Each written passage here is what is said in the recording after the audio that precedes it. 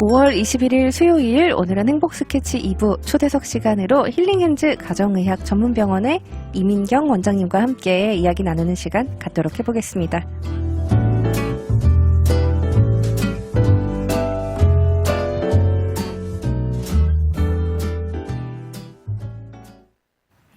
어서오세요. 환영합니다. 안녕하세요. 불러주셔서 감사합니다. 네.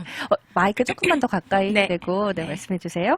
원장님, 저희 이제 거의 또 한 달 만에 뵙는 건데 네. 되게 잘 지내셨는지, 그리고 오늘 좀 뭔가 허전하다 했더니 정석원 매니저님께서 함께 안 오셨어요. 예, 오늘 주제에 맞춰서 본인은 안 나오시는 게 좋으신 것 같다고 말씀하셔가지고 의견을 존중해 드렸죠. 아, 그랬군요. 네. 아마 청취자분들께서 도대체 주제가 뭐길래 네. 우리 정석원 매니저님이 안 나오셨을까 궁금하실 텐데, 우선 그 전에 간단하게 좀 원장님 근황이나 또 힐링핸즈 병원의 뭐 근황, 또 새로운 소식 같은 거 있으면 전해주세요. 네, 저희가 그 전에 이제 뭐 신문 광고로도 나가고, 여기서 이제 저번 달에 와가지고 이제 뭐 스포츠 피지컬이랑 그다음에 이제 정맥 주사, IV 주사 있잖아요.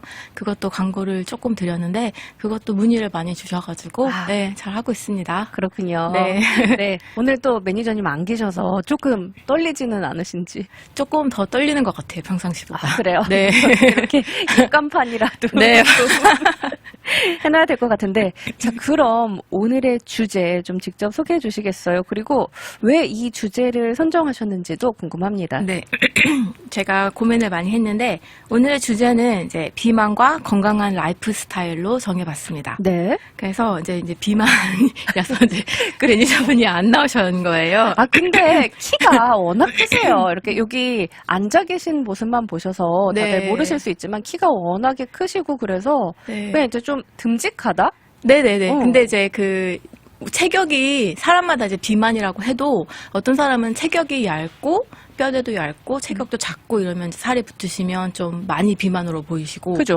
이제 매니저분 같은 경우에는 워낙 이제 뼈대도 크고 프레임도 이제 크니까 네. 그래서 사람들이 이제 그렇게 몸무게 대비 살이 많이 쪘다고는 얘기를 안 하시는 것 같은데, 근데 이제 체질량 지수, 이제 BMI라고 하죠? 이제 그런 것까지 이렇게 막 공개를 하시나요? 아니, 그 공개는 안 하는데, 그걸로 치면 이제 비만이시죠. 아, 근데 사실 뭐 마른 비만 분들도 요즘 많으시고, 이렇게 딱 보기에는 되게 말라 보여도 뭐 그 대비 체지방이 좀 많거나 하면 그 마른 비만이라고도 하더라고요. 그쵸, 맞아요. 네. 그죠. 그래서 오늘은 이제 비만에 대해서 말씀을 드려볼게요. 그래서 네. 비만을 정한 이유는 이제 비만이 성인병이고, 이제 현대 사회에 많이 이제 있는 병이고, 이제 이게 심장 질환이나 고혈압이나 이제 뇌졸중, 암, 당뇨병과 같은 이제 위험한 건강 질환의 주된 요인이 됩니다.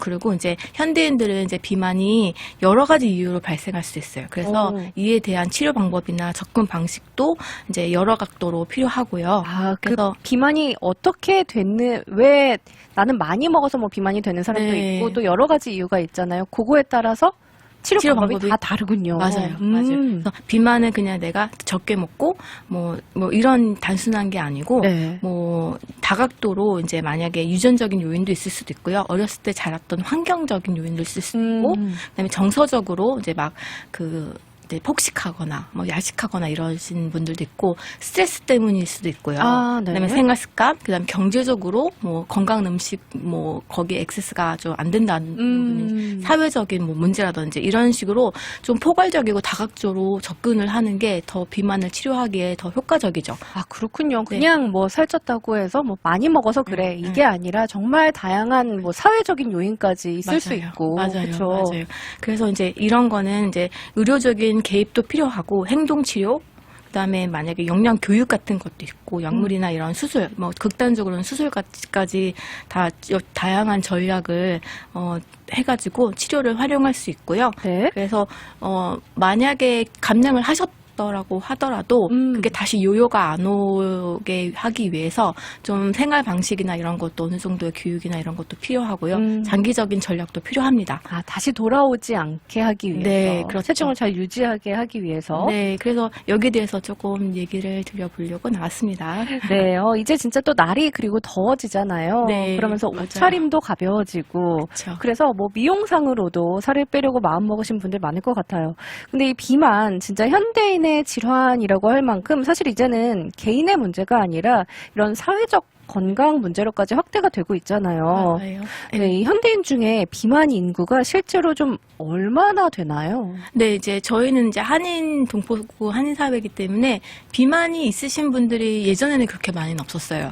근데 이제 요즘에 좀 많이 보이는 추세고, 네. 이제 통계적으로 보면요, 이제 미국에 살고 있는 3분의 1의 성인분들이 그리고 17%의 청소년들이 비만이라고 합니다. 3분의 1의 성인이면 굉장히 많은 건데요. 그렇죠, 그쵸. 그렇죠. 네, 이건데 이 수치는 이제 미국 사람을 다 포함한 전체적인 미국에 살고 있는 성인이고요. 네.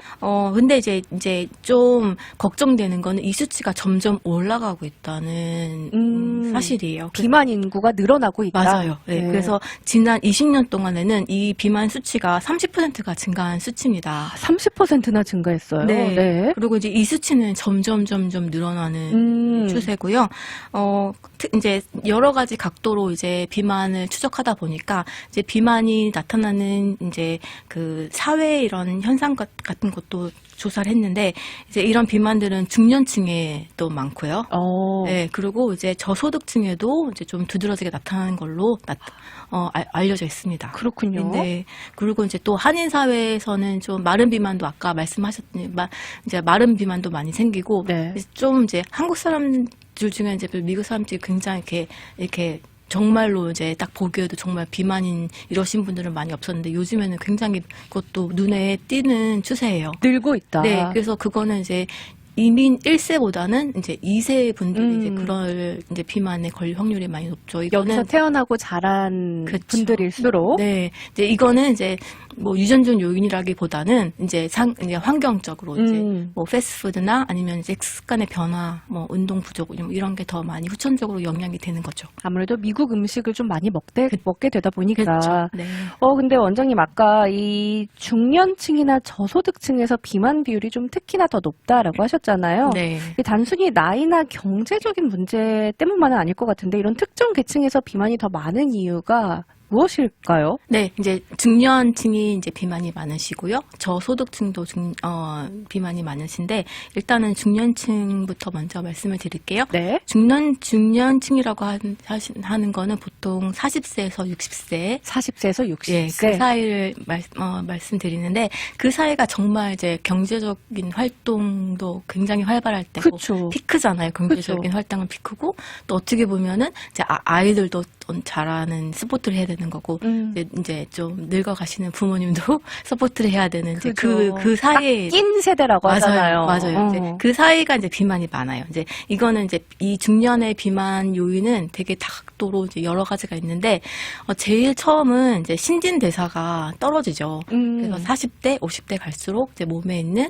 이제 대사율이 떨어지면서 똑같이 음식을 드셔도 젊었을 때처럼 이제 대사율이 낮으니까 이제 그게 엑스트라 에너지로 축적이 돼서 지방으로 쌓이는 겁니다. 아, 그래서 이게 나는 분명히 이만큼 피자 한 판을 시키면은 뭐 반을 거의 먹었었는데 젊었을 때 네. 지금도 똑같이 먹었는데 이상하게 소화가 안 돼 뭐 이런 분들 맞아요. 계시거든요. 네, 소화 기능도 떨어져요. 아, 실제로. 네, 실제로 떨어지고 그거를 활용하는 몸에 있는 신진대사도 떨어져서 이제 비만으로 이제 이어지게 되죠. 그렇군요. 네. 그리고 이제 여자분들, 여성분들 같은 경우에 이제 중년 되면은 이제 폐경이나 이제 여러 가지 증상들이 오잖아요. 그렇죠. 폐경이 되지 않으셔도 이제 폐경 전 단계가 있어요. 그래요? 네, 프리메노포즈라고 해가지고요. 폐경이 오는 이제 증상이 보통은 50세 전후예요. 50세 전후? 네, 근데 이제 폐경 전 단계는 보통 40세부터 시작한다고 알려져 있죠. 그게 딱 네네. 중년의 나이랑 겹쳐집니다. 그래가지고 이제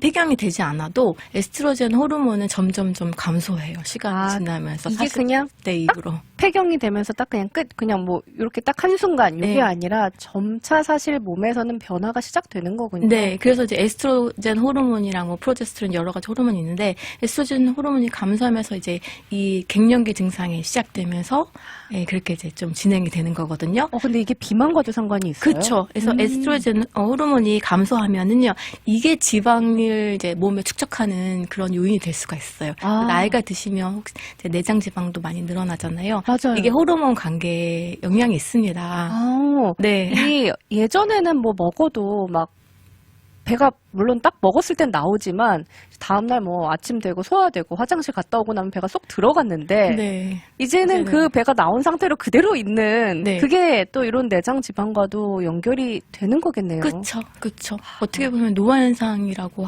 하기도 하고 네. 이제 복부에 지방이 몰리고 이제 팔다리에 근육이 빠지는 네, 그런 것도 있고요. 이제 네. 에스트로겐 감소로 인해서 체지방이 증가하고 또 이제 수치를 보면요. 중년 여성의 경우에는요. 1년에 평균 0.7kg이 증가가 된대요. 1년에 평균 0.7kg이. 0.7kg이. 네.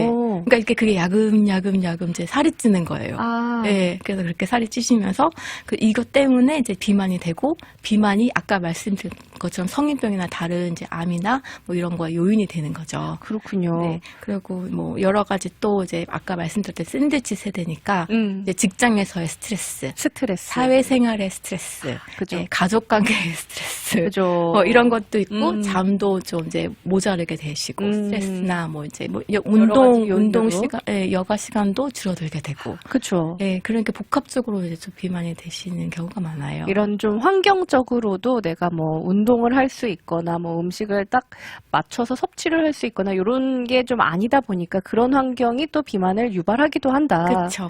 그러면 저소득층의 비만 요인은 무엇일까요? 저소득층은 이제 조금 틀려요. 아까 말씀드린 것보다 이제 저소득층은 이제 신선한 과일이나 야채나 균형 잡힌 뭐 이런 좀 뭐 집에서 요리를 해야 되는 이런 균형 잡힌 식사에 대한 접근성이 좀 많이 떨어지고요. 뭐 캔이라든지 통조림 음식이라든지 뭐 칩이라든지 패스트푸드라든지 뭐 간단하게 저렴하게 섭취할 수 있는 이런 거를 많이 찾다 보니까 영양소적으로 골고루 식사를 하지 못해요. 그러니까 칼로리는 들어가는데 여기서 충분한 영양소나 이런 거를 받지를 못하는 거죠. 그렇군요. 네, 그러니까 몸은 몸대로 망가지고 또 살은 살대로 찌고 그리고 이제 만약에 본인이 아프거나 정말 비만이거나 당뇨가 생겨가지고 거기에 대해서 치료를 받아야 되는데 치료를 받으면 또 이제 병원을 가야 되는데 맞아요. 그런 의료 이런 이제 혜택을 받지 못하니까. 네, 그렇죠. 네, 그래서 그런 요인도 있고요.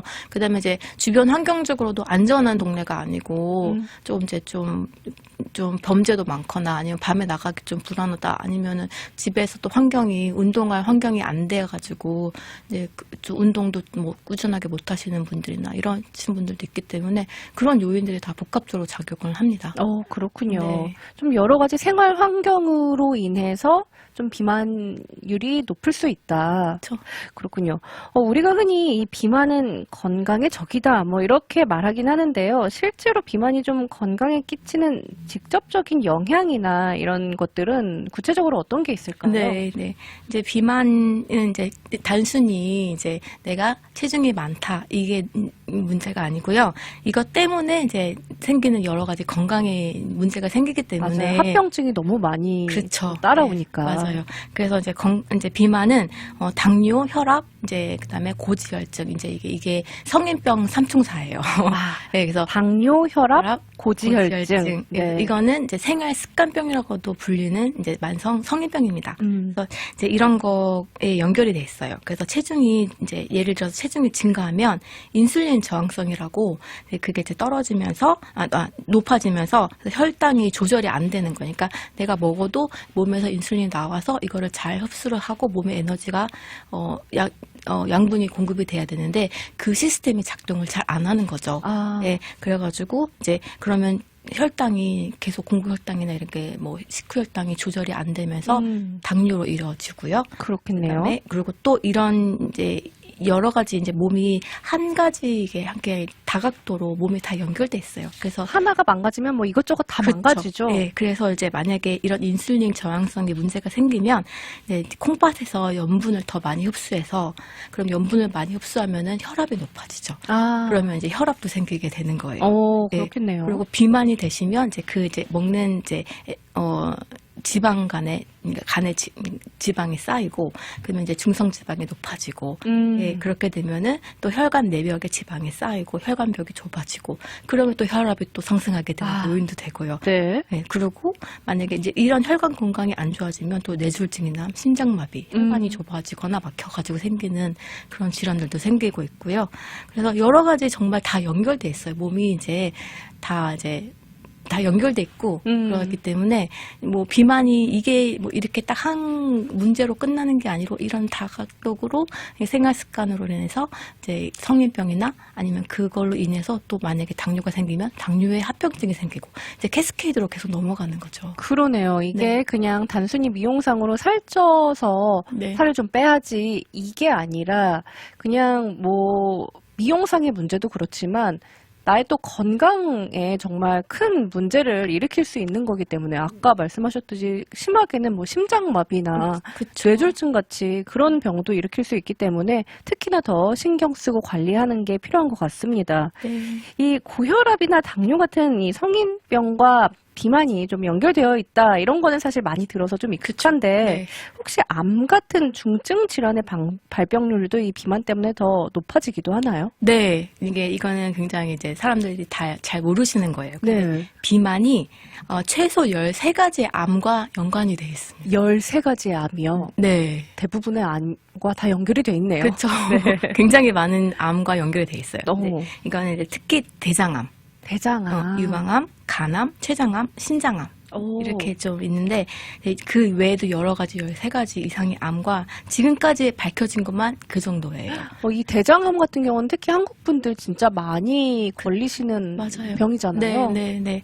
그래서 이제 이런 이제 비만은 이제 몸에 이제 과도한 지방의 축적이잖아요. 네. 그러면 이게 이제 다양한 염증 반응과 그다음에 호르몬 변화를 일으켜서 그래서 암 발병률이 높아지는 겁니다. 오. 그래서 구체적으로 이제 보면요. 아까도 이제 여성분들 에스트로겐 호르몬 얘기했는데 비만은 이제 유방암과 자궁 내막암의 위험을 높여요. 왜냐하면 이제 에스트로겐 나이가 드셔서 에스트로겐 호르몬이 적어져도 비만이 생기지만 비만 자체는 에스트로겐 수치를 높입니다. 그래요? 네. 오. 근데 이제 이게 좋은 쪽으로 높이는 게 아니에요. 나쁜 쪽으로 높이는 거예요. 그래서 나쁜 쪽으로 너무 높인다. 이제 높여서 유방암이나 자궁 내막염의 위험이 올라가요. 아. 네, 그러니까 호르몬 테라피 같은 것도 들어보셨을지 모르겠지만 네네. 호르몬 테라피도 많이들 받으시는데 꼭 이제 의사 상담할 때 보면은 이 위험 이제 노출되는 요소들을? 거를 네. 얘기하잖아요. 그때도 꼭 얘기하는 게 이거예요. 유방암이나 자궁 내막 자궁암 이런 것 이제 연관이 돼 있어요. 그러니까 호르몬이랑 직접적으로 연관이 돼 있죠. 아, 그러면 이 호르몬 테라피를 받을 때도 사실 이런 부분을 조심을 해야 되겠네요. 네, 맞아요. 혹시라도 가족력이 있으신 분들은 네. 호르몬 테라피는 좀 마지막에 보류로 생각하시는 게 저는 좋다고 생각합니다. 아, 그래요? 네. 그래서 이제 비만은 에스트로겐 수치를 증가시키고 이거는 유방암과 자궁 내막염의 위험을 높이고요. 네. 또 이제 남성분들 같은 경우에는요, 이제 테스토스테론이라고 남성 호르몬 있잖아요. 네네. 이거를 감소시켜요. 비만이. 또 줄인다, 네, 이번에는. 여성화되는 거죠 어떻게 보면. 아, 네. 네. 그래서 전립선의 위험이 또 높아집니다. 그러면. 그래요? 네. 그래서 또 지금 전립선 이제 또 들어가고요. 그다음에 또 아까 말씀드렸듯이 이제 과도한 지방 조직은 호르몬뿐만 아니라 몸에 만성 염증을 일으켜요. 오. 만성 염증이 정말 몸에 여러 가지 한 장기뿐만 아니라 여러 가지 장기에 영향을 미치는데 특히 이제 이런 거는 세포 손상이나 돌연변이 이게 암의 요인이죠. 네. 그래서 세포 손상이나 돌연변이를 촉진해서 그래서 이제 대장암이나 췌장암 이런 것도 유발을 하죠.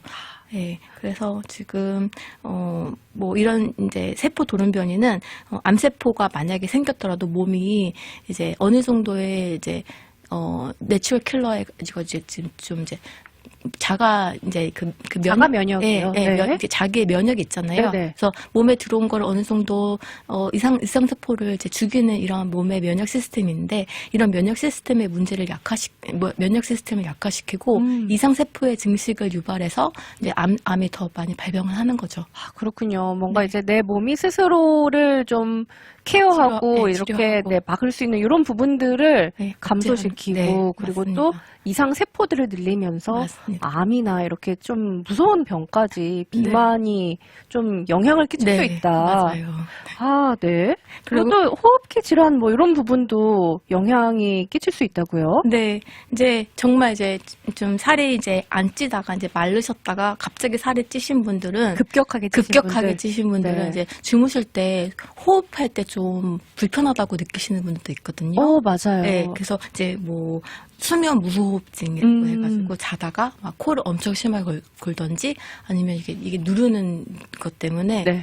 이제 숨을 이게 멈추다가 막 갑자기 딱 일어나가지고 숨을 들이킨다든지 뭐 네네. 이런 식으로 이제 수면 무호흡증도 생길 수도 있고요. 아니면은 이제 만약에 뭐 복부 지방이 많으실 경우에는 이게 압박이 되니까 그죠. 폐 기능도 약화될 수 있어요. 아, 오히려 여기가 좀 압박이 되면서 네. 네네. 그리고 이제 염증 반응이나 이런 것 때문에 이제 뭐 천식이나 아니면 일반적으로 기존으로 가지고 있는 폐 질환도 이제 만성 염증이나 이런 것 때문에 악화될 수 있습니다. 아, 그렇군요. 네. 이제 이게 막 수면 무호흡증 뭐 이런 걸로 연결이 되다 보면은 사실 잠도 편하게 못 자고 이 숙면을 취하는 게 사실 건강에도 굉장히 중요하잖아요. 늘 맞아요. 강조하시는 부분이잖아요. 네, 맞아요. 네, 이런 부분까지 또 영향을 끼칠 수 있기 때문에 좀 우리가 더 신경 써야 된다. 네, 그리고 이제 뭐 여러 각도에서 다 비만이 이제 되는데 이제 갑자기 또 몸이 불어나신 분들은 관절이 아프시잖아요. 그럴 수 네, 있겠네요. 운동을 좀 가고 싶은데 너무 5분만 걸어도 너무 힘들고 관절이 아프다. 이런 무릎이 아프고. 네, 맞아요. 그래서 관절염이나 이런 문제도 많이 생길 수 있습니다. 그렇군요. 비만이 좀 우리 몸에 끼치는 영향에 대해서 좀 알아봤는데 잠시 쉬어가는 시간 갖고 돌아와서 이야기 이어보도록 할게요. 여러분은 5월 21일 수요일 행복 스케치 2부 초대석 시간 함께하고 계십니다. 힐링앤즈 가정의학 전문병원의 이민경 원장님과 오늘은 비만과 건강한 라이프 스타일에 대해서 이야기 나누고 있어요. 저희가 그럼 지금까지는 이 비만이 건강에 미치는 영향 같은 부분에 대해서 좀 알아봤다면, 그렇다면 이 비만이 질병으로 여겨질 만큼 좀 심각한 이런 문제라면은 의학적으로 접근하는 치료 방법은 어떤 식으로 진행되는지도 궁금합니다. 네, 비만은 다각도의 접근 방식이 필요하고요. 아까 말씀드렸다시피 그래서 단순히 내가 체중을 줄여야겠다. 약물을 사용해서 이 체중을 줄이면 모든 게 해결되겠다. 이런 방식은 좀 접근하는 게 좀 나쁜 접근 방식이에요. 그래서 이런 방식은 대부분 약을 끊게 되면 당연히 요요가 오게 됩니다. 아, 그래요? 네, 그래가지고 일단은 뭐 식습관, 운동 습관, 그다음에 얼마나 비만인지, 내 생활 환경이 어떤지 이런 거에 대해서 다각도로 상담을 진행을 해야 되고요. 네. 그다음에 만약에 이제 긍정적으로 만약에 피드백을 이제 좀 식사가 좀 건강하게 하시거나 운동을 안 하셨던 분이 운동을 하시거나 그러면 좀 긍정적으로 피드백도 좀 드리고요. 그다음에 체중 관리에 내가 어려움이 있는 이런 포인트가 있다. 네네. 뭐 내가 야식을 먹는다든지 맞아요. 스트레스 때문에 잠을 잘 못 잔다든지 뭐 이런 이제 여러 가지 요인이 있으면은 거기에 대해서 조금 집중적으로 상담이 필요할 수도 있고요. 아. 예, 그래서 이런 거에는 어떤 분들은 이제 너무 이제 이게 컨트롤 안 되시는 분들은 상담사 있잖아요. 그런 분들이 필요할 수도 있어요. 어떤 역할을 그러면? 그럼 상담사들이 이제 이런 거 만약에 뭐 트라우마가 있다든지 스트레스가 너무 극심하다든지 아니면은 내 뭐 문화적 요인이나 이런 좀 환경적으로 뭐 사회 문화적인 환경적으로 뭐 문제가 있다든지 가족 관계 스트레스나 뭐 여러 가지 문제로 인해서 뭐 내 생활 습관이나 아니면은 좀 폭식이나 뭐 야식이나 이런 좀 문제가 있다든지 네네. 뭐 정신적으로 뭐 이런 지는 분들도 있거든요. 맞아요. 그런 거는 약을 한다고 해서 그게 나아지지 않아요. 그건 일시적인 효과고요. 네, 효과고요. 네네. 그런 분들은 정말 상담사가 필요한 경우도 있습니다. 그래서 이제 이런 여러 가지 요인을 다 이제 고려를 해가지고 상담을 하고 그다음에 거기에 대해서 이제 다각도로 치료가 들어가죠. 아, 그렇군요. 네. 실제로 효과적인 비만 예방이나 치료 방법, 그럼 어떤 게 있을까요? 뭐 식사 조절이나 운동 외에도 좀 꼭 챙겨야 될 게 있다면 구체적으로 말씀 부탁드릴게요. 네, 이제 아까 말씀드렸듯이 식사 조절이랑 운동은 정말 정말 무조건. 중요해요. 이건 무조건이에요. 무조건. 네, 이건 무조건이에요. 그래서 만약에 식사를 하셔도 무조건 양을 줄여야겠다. 이거보다는 내가 정제된 당이나 뭐 아니면 패스트푸드를 많이 먹는다. 탄수화물 비율이 너무 높다. 뭐 이런 식으로 해가지고 어떤 음식을 먹느냐, 영양소가 어떤 게 포함되어 있느냐, 그것도 이제 좀 어느 정도 리뷰가 필요합니다. 그냥 좀 더 구체적으로 짜야 되는군요. 그쵸. 무조건 그냥 음식 적게 먹고 안 네. 먹어야지가 맞아요. 아니고. 그러니까 나는 제가 유튜브를 봤는데 이런 유튜브도 있더라고요. 아, 내가 먹고 싶은 과자, 뭐 피자, 뭐 치킨만 먹고 근데 조금 먹는 거예요. 아, 양을 극소량을 줄인 다음에 먹고 싶은 그런 몸에 나쁜 거를 막 먹고 그다음에 살을 빼는 유튜브가 나온 걸 봤어요. 아, 진짜요? 근데 제가 그러면서 정말 나쁜 방법인데 이거를 너무 자연스럽게 내가 살을 뺐다고 이렇게 해서 올리는 거 보니까 이런 거를 좀 또 무분별하게 보시는 분들은 아, 그렇죠. 양만 줄이면 되겠구나. 배고파서 이걸 허기지면 어차피 살은 빠지니까 그냥 내가 먹고 싶은 거 다 먹어야겠다. 종류는 상관없이 이거는 정말 나쁜 방법입니다. 다이어트 뭐 살은 빠지겠지만 네, 정말 안 나쁘게. 좋은 방법이고 건강을 오히려 해치는 방법이다. 네, 맞아요. 네. 그리고 이제 활동이 부족한 분들이나 장시간으로 이제 오피스에서 앉아 계시는 분들 같은 경우에는 운동 부족이나 신체 활동 부족 뭐 이런 게 신진대사를 느리게 만들고 네. 그래서 근육이 또 줄게 되니까 여기에 대해서도 어느 정도의 운동이나 이런 게 좀 필요하겠죠. 그렇죠. 네, 그리고 이제 수면이 부족하신 분들, 스트레스 좀 매니지먼트가 필요하신 분들 이런 것도 해야 되고요. 네. 그다음에 이제 외식도 어느 정도 많이 하는지, 뭐 내가 뭐 항상 직장 다니면은 뭐 외식을 피할 수는 없잖아요. 맞아요. 집에 와서 또 저녁하고 차려서 먹고 치우고 하기 귀찮다 보니까. 네. 그러신 분들은 좀 어떻게 하면은 건강하고 외식을 줄이고 이제 식사를 좀 간단하게 영양학적으로 좀 드실 수 있는지 그런 거에 대한 상담도 필요할 수도 있고요. 네. 예, 그래서 이런 거는 여러 가지 있고요. 아까 말씀드린 것 같이 뭐 우울증이나 무기력증, 뭐 아니면 뭐 환경적으로 뭐 트라우마나 그런 것 때문에 필요하신 분들은 거기에 대해서도 상담을 받고 좋아질 수 있습니다. 그렇군요. 네. 근데 요즘에 또 이 살 빠지는 주사 맞았다는 분들 정말 많잖아요. 네. 이런 주사가 실제 비만 치료로서 좀 어떤 효과가 있는 건지 또 전문가 입장에서는 이 주사 어떻게 보시는지도 궁금합니다. 네. 이거는 솔직히 되게 컨트로버셜한 토픽이긴 한데요. 그죠? 이거를 이제 적극적으로 권장하시는 분들도 있고요. 저는 적극적으로 권장하는 편은 아닙니다. 네, 여러 가지 이유가 있죠. 그래서 아까 잠깐 언급했듯이 처방약만 가지고 일시적으로 몸무게를 줄인다는 거는 이거는 단기간에 살을 빼고 다시 요요가 오는 게 거의 대부분의 경우에 약을 끊으면은 다시 네. 좀 체중이 돌아오는 네. 분들이 많다. 그쵸. 그래서 이제 주사는 확실히 효과가 있어요. 아, 그래요? 효과가 있어요. 그러니까 맨 처음에 이 주사가 나왔을 때 굉장히 획기적인 방법이라고 생각을 하고요. 많이들 이제 의사분들이나 클리니션들이 많이들 권했어요. 이게 뭐 건강에 안 좋은 주사는 아니니까요. 그렇죠? 건강에 해로울 수도 있습니다. 또 사람에 따라서 네. 해로울 수도 있다. 네. 네네. 그래서 이런 주사 치료제가 진짜 유행이 너무너무 많은데 오젬픽 많이 들어봤어요. 네네. 위고비, 당뇨 치료하는 뭐 그런 네. 주사라고. 네. 근데 당뇨 치료하는 주사를 이제 그 똑같은 성분인데 비만 치료제로도 이제는 쓰고 있죠. 성분은 똑같아요. 네네. 네. 그래서 이제 만약에 당뇨에 쓰시는 분들은 만성적으로 이제 계속 당뇨가 있으시니까 그거는 롱텀으로 쓰시면 당뇨도 해소되고 비만도 잡을 수 있으니까 너무 좋은 약이죠. 아, 그러네요. 네. 근데 이제 그 약을 고려할 때 만약에 이제 한국 분들은 이런 경우도 있어요. 이제 내가 어느 정도까지 몸무게를 낮추면 당뇨를 잡으면 이 약을 끊어도 되나요? 뭐 이런 것도 많고요. 네네. 대부분 저한테 이제 문의하시는 거는 그거예요. 제가 살이 한 20파운드, 10파운드만 빼고 싶어요. 네네. 이런 경우 있거든요. 그러니까 이거 제가 한 3개월만 하고요. 그 다음에 정상체중으로 돌린 다음에 아니면 저체중을 원하시는 분도 있고요. 그런 다음에 그 다음에 약을 끊고요. 그 다음에 건강하게 생활습관 유지하겠습니다. 이러신 분들이 많은데. 좀 저도 솔깃한데요. 그렇죠. 네네. 그러신 분들이 거의 대부분이에요. 왜냐하면은 살 빼는 게 너무 힘드니까 빼고 나면 이제 그때부터 유지는 어떻게 뭔가 내가 할 수 있을 것만 같은데. 네. 네네. 근데 이제 그게 현실적으로 불가능해요. 아, 그래요? 네, 현실적으로 불가능해요. 왜요? 왜냐면 이제 이런 약들은 이제 여러 가지 지금 약이 나온 지 그래도 몇 년이 됐기 때문에 여러 가지 연구가 진행되고 있고요. 아직 뭐 끝난 연구도 있고.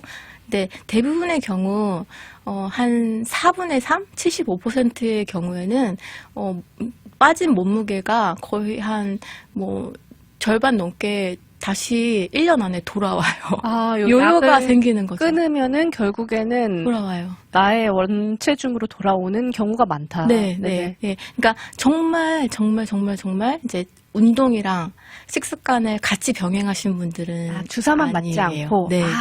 네네. 근데 이제 주사에 오로지 의지해서 살을 빼보겠다고 하신 분들은 대부분의 경우에는 요요가 옵니다. 아, 그렇군요. 네. 그 이유는 뭐냐면 이게 이제 그 주사가 소화 과정을 느리게 하고 위에 이제 음식물을 오래 남게 하고 그다음에 그게 뇌에 영향을 미쳐서 포만감이 계속 들게 하기 때문에 음식을 먹고 싶은 욕망이 없어지는 거예요. 근데 만약에 내가 3개월만 아니면 6개월만 아니면 1년만 하겠다. 그래서 약을 하고 어느 정도 지방이 그러니까 몸무게가 줄어서 이제 그걸 약을 끊게 끊어야지? 되잖아요. 네네. 그러면은 폭발적인 식욕이 옵니다. 네. 그동안 억눌러왔던 그 식욕들이 다시 다 올라오는군요. 네. 그리고 이제 더 이상 음식을 먹어도 속이 부대끼지 않고요. 음식이 잘 소화가 되죠. 그러니까 이제 원래의 양으로 돌아가게 돼요. 그러면은 이제 조금씩 야금야금 다시 살이 찌어서 이제 원래 몸무게가 되는 거죠. 근데 이제 여기서 안 좋은 점은 살이 만약에 급격하게 막 20파운드가 빠졌다고 하면요. 살이 빠진 거는 그 지방만 걷어낸 게 아니고요. 근육도 같이 빠집니다. 나의 몸에 좀 필요한 건강한 부분까지도 함께 빠진 거군요. 네. 그래서 근육이 같이 빠지기 때문에 나중에 다시 살이 쪘을 때 근육이 다시 생기진 않아요. 근육이 다시 생기는 건 굉장히 힘듭니다. 운동을 해야죠. 그렇죠. 특히 중년 이후로는요. 근육이 어차피 이제 나이가 들어가면 따라서 빠지기 때문에 점점 손실되기 때문에 이게 다시 먹는다고 근육이 생기는 게 아니고 지방으로 다시 채워지는 거예요. 그 근육, 나의 몸에 붙어있던 근육은 빠지고 그 부분이 나중에 지방으로 채워질 수가 있다. 네. 네네. 그러면은 이제 몸이 더 악화되는 거죠. 네, 악화되고 또 신진대사도 느려지고요. 왜냐면 그래서 이제 살이 더 찌게 되는 몸으로 변하는 거예요. 너무 그러니까 주사에만 의존하는 건 확실히 문제가 있겠네요. 네. 주사를 맞더라도 뭔가 좀 내 몸 상태를 고려하고 식습관이나 운동 같은 것도 함께 병행하면서 그쵸, 정확해요. 해야지만이 이게 건강하게 다이어트를 할 수 있는 거겠네요. 네, 맞습니다. 그리고 또 하나 궁금한 게 이런 살 빠지는 약물들이 우리 건강에 어떤 좀 부작용이나 위험성을 줄 수 있는지도 중요하잖아요. 네.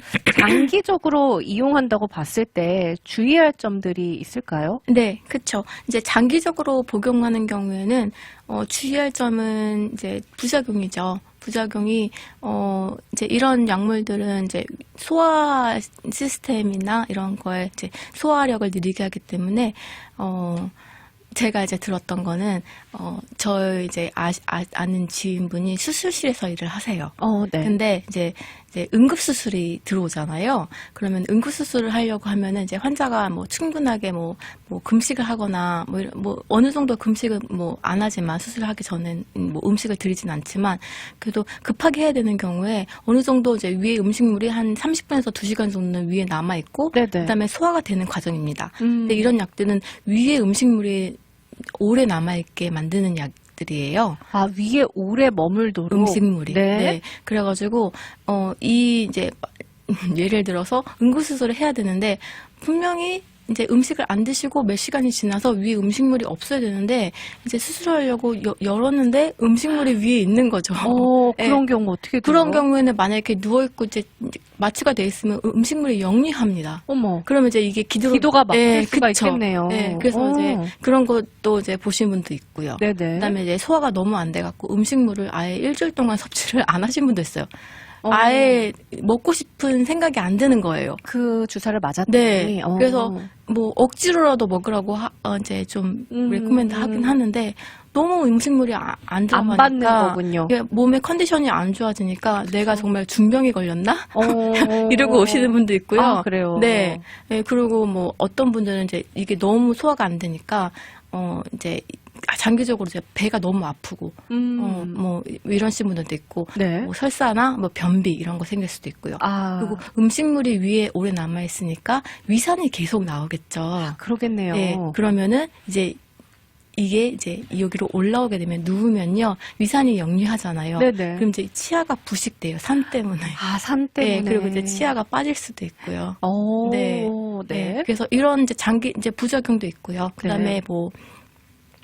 뭐 갑상선암을 일으킨다는 그런 그 블랙박스 워닝도 있습니다. 그래서 오래 쓰신 분들, 고용량을 쓰신 분들은 그런 것도 고려를 하셔야 되고요. 네네. 그리고 최근에는 연구가 이제 한국에서 진행된 연구였는데 이거는 이제 그 약을 출시하기 전에 이제 검사를 임상 실험을 하긴 하는데 거기서 발견되지 않은 뭐 탈모라든지 시력 저하라든지 뭐 이런 것도 지금 발견되고 있습니다. 그래서 이런 장기적으로 부작용을 견딜 수 있고요.